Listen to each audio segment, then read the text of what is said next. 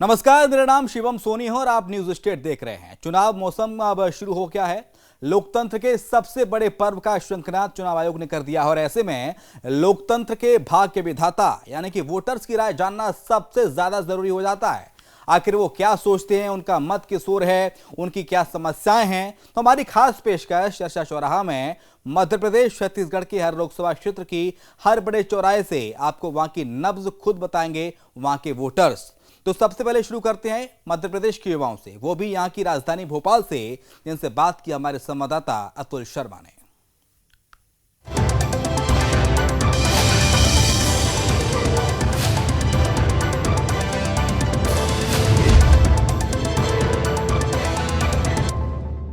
Student के लिए रोजगारी तो मेन है।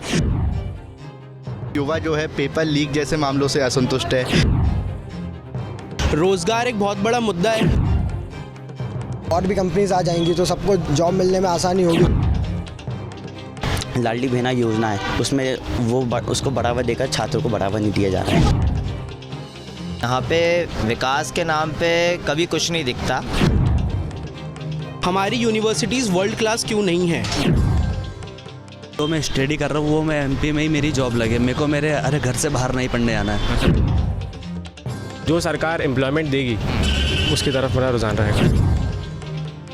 नमस्कार, मैं अतुल शर्मा। न्यूज स्टेट के खास कार्यक्रम चर्चा चौराहा में आप सभी का स्वागत है। निर्वाचन आयोग ने लोकसभा चुनाव की रणभेरी बजा दी है। देश के अंदर 7 चरणों में और मध्य प्रदेश में 4 चरणों में चुनाव होने हैं। मध्य प्रदेश का यूथ इस समय लोकसभा चुनाव को लेके क्या सोच रहा है, क्या मुद्दे होंगे जिस मुद्दों पे वो वोट करने जा रहे हैं, और ख़ासतौर पे वो वोटर्स जो पहली बार वोट करेंगे, वो तमाम जो वोटर्स हैं इस समय मेरे साथ मौजूद है। राजधानी भोपाल में हूँ और तमाम आप तस्वीरों में देख सकते हैं वो सभी वोटर्स इस समय मेरे साथ मौजूद हैं जो वोट का उपयोग करेंगे, यानी लोकतंत्र के महापर्व में पहली बार अपनी आहुति वोट के रूप में देंगे। आखिर क्या इनके मुद्दे रहेंगे और ख़ास तौर पे पिछले कार्यकाल में मोदी सरकार के कामों से कितने खुश हैं, इन तमाम मुद्दों के ऊपर आज युवाओं से हम बात करेंगे, चर्चा करेंगे और समझने की कोशिश करेंगे कि आखिर यूथ के मन में इस समय क्या चल रहा है। आपका नाम मुझे बता दीजिए। मेरा नाम शिवान सिंह तोमर है। शिवान, पहली बार वोट करेंगे? जी बिल्कुल, मैं लोकसभा चुनाव में पहली बार वोट डालूंगा। कितने उत्साहित हैं? मैं बहुत ही ज़्यादा उत्साहित हूँ इस चीज़ में कि आज भारतीय जनता पार्टी की सरकार कई सालों से है। ठीक है, उन्होंने भी अपनी जगह आके बहुत अच्छे काम वाम भी किए, बट मैं एज अ स्टूडेंट ये देखना चाहूँगा कि अगर मैं मध्य प्रदेश में अपनी सारी पूरी की पूरी पढ़ाई कर रहा हूँ तो मुझे कहीं और जॉब करने ना जाना पड़े। तो मैं उनसे ये निवेदन करना चाहूँगा कि कल को मध्य प्रदेश में भी मल्टीनेशनल कंपनियाँ आएँ, बहुत सारी आएँ और एजुकेशन सिस्टम को सुधारें। रोजगार एक अहम, बिल्कुल हमारे लिए स्टूडेंट के लिए रोजगारी तो मेन है। आपने राम मंदिर बनाया, ये सारी चीज़ें भी देश के लिए बहुत ज़्यादा ज़रूरी चीज़ें हैं, जो कि हम मानते हैं कि ये भी एक तरीके से सही है बिल्कुल। लेकिन बट एज अ स्टूडेंट मैं यही चाहूँगा कि हमें रोज़गार मिले, वरना हमारी माँ बाप की फ़ीस ये जो लाखों रुपए जो आएंगे वो तो फिर बर्बाद ही हैं। अगर बेरोजगारी अगर घूमना है तो फिर हम लोग पढ़ाई क्यों करें फिर इस चीज़ से। ठीक है, यानी मुद्दा कहीं ना कहीं रोजगार का रहने आ रहा है। आपका नाम मुझे बता दीजिए। आदित्य सोनी। आदित्य, 5 साल का कार्यकाल हम देख रहे हैं। इससे पहले 2014 से लगातार हम देख रहे हैं और कहीं आप लोग ऐसे वोटर्स हैं कि लंबे समय से आप लोग ने बीजेपी की सरकार देखी है। सबसे पहले मैं ये समझने की कोशिश करूंगा इस 10 साल के जो कार्यकाल रहा मोदी सरकार का और खासतौर के युवाओं के दिमाग में उसको लेके क्या चल रहा है। देखिए, 10 साल का जो कार्यकाल रहा है भारतीय जनता पार्टी का, उसमें कहीं ना कहीं युवा जो है पेपर लीक जैसे मामलों से असंतुष्ट है। दूसरा, जितना वादा 2 करोड़ रोजगार का सरकार ने किया था, चाहे राज्य स्तर पे हो केंद्र स्तर पे हो, वो एक तो उनको नहीं दे पाए। और सबसे बड़ी समस्या रोजगार के अतिरिक्त यदि आती है तो जो युवा खुद एंटरप्रेन्योर बनना चाहते हैं, खुद का व्यवसाय शुरू करना चाहते हैं, उनको कहीं ना कहीं सरकार तमाम योजनाओं के माध्यम से लुभाने का प्रयास करती है, पर वो जो लोन देने की, ऋण देने की योजना है वो ज़मीनी रूप पे दिखाई नहीं देती। अधिकारियों के बीच तक नहीं, अधिकारी इस तरीके से व्यवस्था नहीं कर पा रहे। जी, वो फाइल इधर से उधर घूमती रहती है और चंद मुट्ठीभर युवाओं को ही सिर्फ जो है स्टार्टअप के लिए कोई लोन या सरकार द्वारा सहायता की जाती है। तो यदि सरकार रोजगार नहीं भी दे पा रही है तो उसके साथ व्यवसाय को इस्टेब्लिश करने में कहीं ना कहीं सरकार का अहम भूमिका होनी चाहिए। एंटरप्रेन्योरशिप को बढ़ावा मिलना चाहिए और स्टार्टअप्स को भी बढ़ावा सरकार के द्वारा दिया जाना चाहिए। स्टार्टअप को लेकर जो इस समय हम देख रहे हैं कि कुछ जो पैसों की जरूरत रहती है युवाओं को, उसको सरलीकरण की आप ये बात करें कि उसका सरलीकरण होना चाहिए, यानी कि जो लोन की व्यवस्था है उसको सरल कर देना चाहिए। जी, उसको और सरल करना चाहिए। स्टार्टअप इंडिया जैसी स्कीम्स को और ज़मीनी स्तर तक लाने की ज़रूरत है। ये मैच कागजी स्कीम की तरह हो गई हैं। यदि कोई एक सामान्य युवा अगर लोन लेने के लिए जाता है या फिर किसी प्रकार की लीज़ की ज़मीन लेने के लिए जाता है तो उसको तमाम जगह चक्कर काटने पड़ते हैं। उस प्रोसेस को और सिंप्लीफाई करना चाहिए सरकार को। ठीक है, आपका नाम मुझे बता दीजिए। मेरा नाम सीमांत है। सीमांत, पहली बार वोट करेंगे? जी सर, मैं पहली बार वोट कर रहा हूँ। उत्साहित है? बहुत उत्साहित हूँ मैं पहली बार वोट करने के लिए। ठीक है सीमांत, एक्चुअली सारे देश की नज़र युवाओं के ऊपर इस समय खास तौर पे, क्योंकि आज का युवा इतना समझदार हो चुका है कि बिना मुद्दे पे कभी वोट नहीं करना चाहता।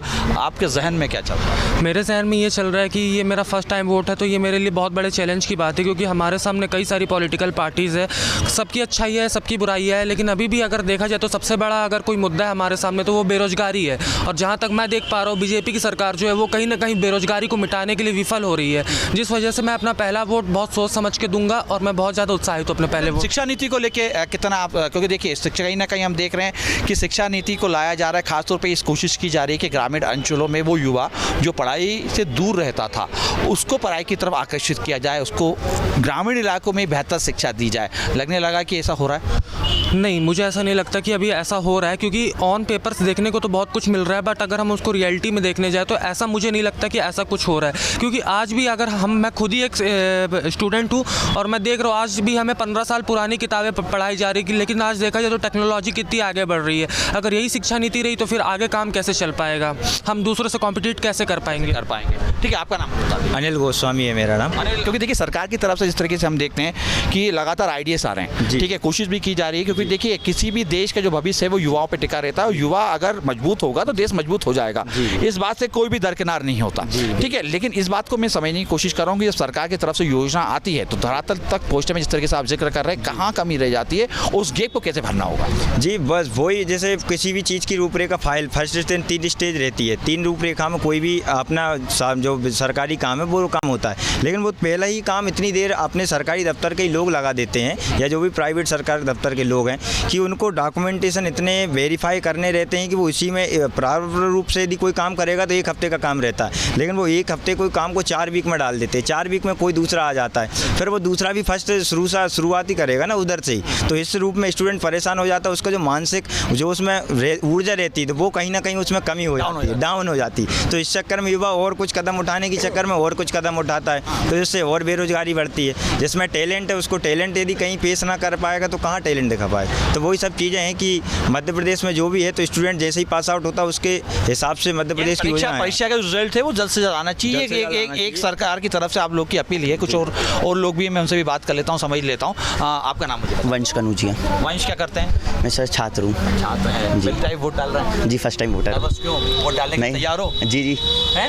अच्छा, क्या मुद्दे रहने वाले वंश, क्या सोच के वोट डालने जाओगे तुम? सर मैं फर्स्ट टाइम वोटर हूँ, जो कि मैं सबसे पहले छात्र हूँ। मैं छात्र हितों की बात करूँगा। जिस आज आप देख रहे हैं कि छात्रवृत्ति के लिए छात्र दर दर भटक रहा है, उसको छात्रवृत्ति नहीं दी जा रही। कॉलेज प्रशासन से बोला जा रहा है कि आप जाके कलेक्ट्रेट में बात कीजिए, कलेक्ट्रेट से बोला जा रहा है कि आप जाके कॉलेज में बात कीजिए। कहीं ना कहीं ये हमारी जो छात्रवृत्ति शासन द्वारा दी नहीं जा रही। आज का छात्र दर दर भटक रहा है और छात्रवृत्ति कहीं ना कहीं जो लाडली बहना योजना है उसमें उसको बढ़ावा देकर छात्रों को बढ़ावा नहीं दिया जा रहा है। तो आपका नाम मुझे बता दीजिए। राजीव सोनी। राजीव क्या कहाँ पढ़ाई कर रहे हैं? मैं भोपाल में ही कर रहा हूँ, बाहर से आया हूँ। बाहर से आया हूँ जी। कौन सी ईयर के हैं? मैं 3rd ईयर का हूँ। 3rd ईयर के। कब से भोपाल में, कब से? मैं 3 साल से हूँ। वैसे रहने वाले कहाँ से? मैं रहने वाला गाडरवारा से हूँ। गाडरवारा जी, ठीक है। अच्छा राजीव, स्कूल्स में जिस कॉलेज में तुम आप पढ़ रहे हो, तमाम सरकारों का ये दावा है कि जो बिल्डिंग्स हैं या जो फैकल्टियाँ हैं या जो सुविधाएं दी जानी थी छात्रों को, वो सुविधाएं हम देने की पूरी तरीके से कोशिश कर रहे हैं, ठीक है। कितनी इस बात से आप सहमत दिखाई दे रहे हैं? सहमत तो मतलब ऐसा है कि 50-50% है। अब कुछ चीज़ें मिल पाती हैं बच्चों को, कुछ चीज़ें नहीं मिल पाती। जैसे मोदी सरकार है, उन्होंने क्या है, राम मंदिर बनवा दिया, और एज ए यूथ अब मैं जॉब के लिए अभी भटक रहा हूँ। अब मेरा क्या बोलते यूजी हो गया है, पीजी मेरा चल रहा है। अब मेरे को लेकिन हम देखिए सरकार लगातार निवेश भी कर रही आ रही है। हमने अभी देखा उज्जैन के अंदर इन्वेस्टर समिट हुआ, कई हज़ार करोड़ रुपए का निवेश भी आया। ठीक है, कई तरीके की मल्टीनेशनल कंपनी को भी मध्य प्रदेश में लाने की कवायद चल रही है। सरकार और केंद्र सरकार दोनों का कहीं ना कहीं ये सोच है कि जो युवा मध्य प्रदेश से पलायन कर रहे हैं, उस पलायन को हम पहले रोक दें, रोजगार यहाँ पे हम अवसर उपलब्ध करा दें। तो और क्या बेहतर कदम उनको उठाना चाहिए, इस बारे में समझने की कोशिश करता हूँ। अभी मल्टीनेशनल कंपनीज़ तो बहुत कम है यहाँ पर, और जानी मानी कुछ कंपनीज़ ही बस हैं। अब ऐसे और भी कंपनीज़ आ जाएंगी तो सबको जॉब मिलने में आसानी होगी, रोज़गार मिलेगा सबको। और मैं तो बस यही कहना चाहता हूँ कि बीजेपी सरकार को और काम करना चाहिए इस पे, और मेरे हिसाब से वही आना चाहिए जी। ठीक है, चलिए कुछ और लोग से मैं बात कर लेता हूँ, मैं समझने की कोशिश कर लेता हूँ। मुझे आपका नाम बता दीजिए। पीयूष पवार।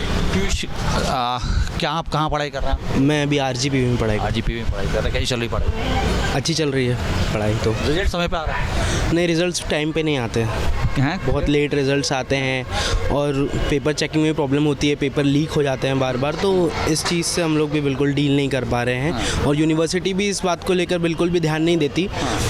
करंट गवर्नमेंट को इस बारे में कुछ करना चाहिए। ठीक है, अच्छा ठीक है, मैं मोदी सरकार के बारे में समझने की कोशिश कर रहा हूँ, क्योंकि देखिए राष्ट्रीय लेवल के चुनाव है, नेशनल चुनाव है, मुद्दे भी नेशनल ही होने चाहिए। ठीक है, लेकिन दिल्ली से कई 100 किलोमीटर दूर भोपाल की राजधानी में पिपलानी में खड़ा हुआ एक युवक मोदी सरकार के बारे में क्या सोच रहा है, मैं इसको भी समझने निकला हूँ। क्या सोचते हैं आप सरकार? देखिए, मैं ये सोचता हूँ कि वो दिल्ली में बैठे हुए हैं, एडमिनिस्ट्रेशन जो होता है तो उनके पास में इतने एम्प्लॉयज़ हैं, जैसे प्रधानमंत्री से के नीचे उनके सेक्रेटरी होंगे, उनके नीचे और IAS IPS ऑफिसर्स, उनके नीचे फिर स्टेट लेवल पे कोई काम देखता है, कोई यूनिवर्सिटी लेवल पे देखता है। तो एडमिनिस्ट्रेशन तो वो सही कर सकते हैं ना, कम से कम ये छोटी छोटी बेसिक प्रॉब्लम्स नहीं होनी चाहिए। रोज़गार एक बहुत बड़ा मुद्दा है, लेकिन जब तक स्टूडेंट्स की पढ़ाई उस लेवल की नहीं होगी तो वो कैसे रोज़गार कहीं जाकर प्राप्त कर लेंगे, ये भी तो सोचने की ज़रूरत है।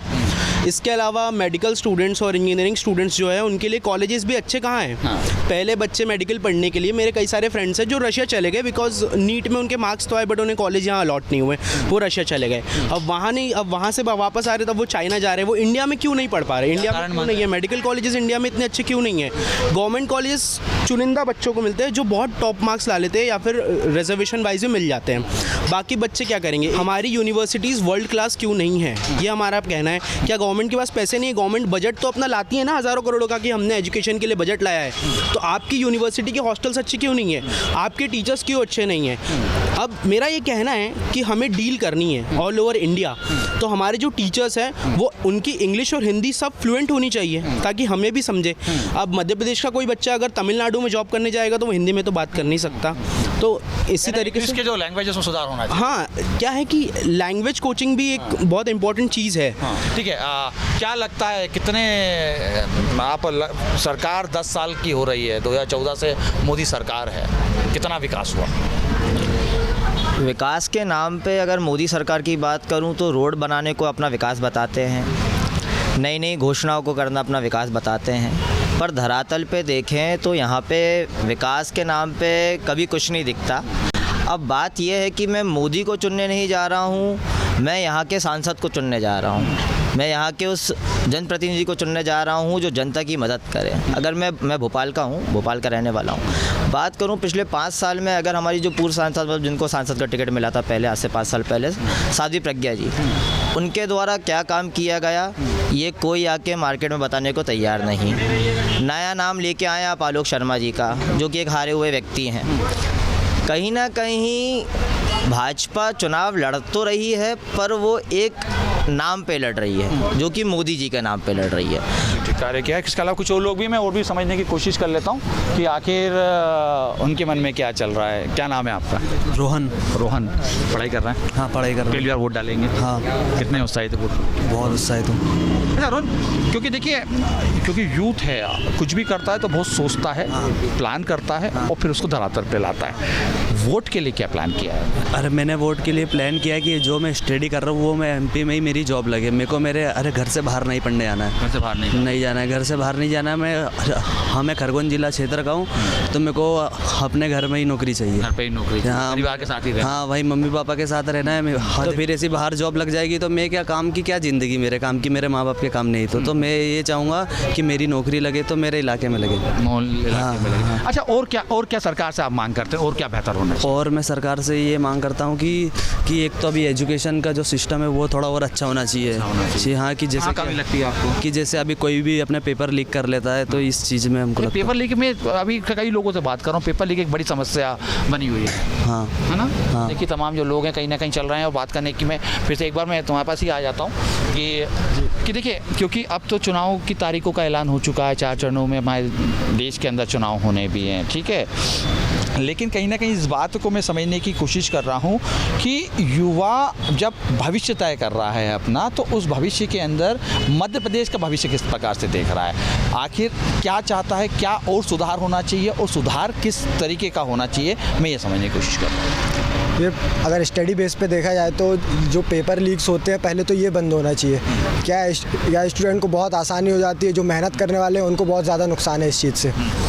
और बस मध्य प्रदेश में ऐसा है कि अभी कंपनीज़ बहुत कम है, तो कंपनीज़ आना चाहिए, सबको रोज़गार मिलना चाहिए। ठीक है, आपका नाम मुझे बता दें। आर्यन यादव। हाँ, पहली बार वोट करेंगे? जी सर। कितने उत्साहित हैं? सर उत्साहित तो बहुत हूँ मैं अभी। क्या सोच के वोट करने जा रहा है? सर मेरा तो, मैं जैसे कि स्टूडेंट हूँ, तो मेरा तो सर मेन मुद्दा यही है कि मेरे को रोज़गार चाहिए, एम्प्लॉयमेंट चाहिए। जैसे अभी एम्प्लॉयमेंट नहीं है, तो मुझे तो एम्प्लॉयमेंट चाहिए, इसीलिए मैं वोट करने जा रहा हूँ। जो सरकार एम्प्लॉयमेंट देगी उसकी तरफ मेरा रुझान रहेगा। यानी पहले रोजगार, फिर उसके बाद बात। जी सर, मेरा तो सर मेन मुद्दा यही है ना सर, क्योंकि मैं यहाँ बाहर से क्यों आया हूँ सर, यहाँ पढ़ने के लिए सर, रोज़गार के लिए आया हूँ, जो मेन कॉलेजेस हैं। और सर अभी जैसे अभी की जो स्थिति है, जैसे अभी AI आ रहा है ज़्यादा, तो जैसे टेक्निकल जो जॉब्स हैं, मैं IT में अभी BTech कर रहा हूँ, तो IT में जैसे अभी AI आ रहा है, तो जॉब जो है वो ज़्यादा बच नहीं रही हैं, है ना।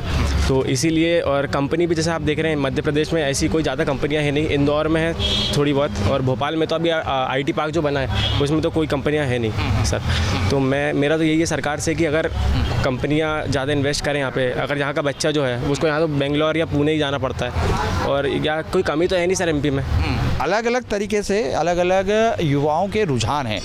ख़ास तौर पे एक पीड़ा सामने निकल के आई, वो रोज़गार से जुड़ी थी। क्या कहना है तमाम युवाओं का कि काम हुए हैं, काम बेहतर भी हुए हैं, लेकिन सरकारों को ये समझना होगा कि युवा जब पढ़ाई करने निकलता है तो घर से बाहर निकलता है और घर से दूर रहता है, लेकिन रोज़गार जब मिले उसको उसी प्रदेश में मिले, उसी स्थान पर मिले जहाँ पर उसके परिवार वाले रहते हैं।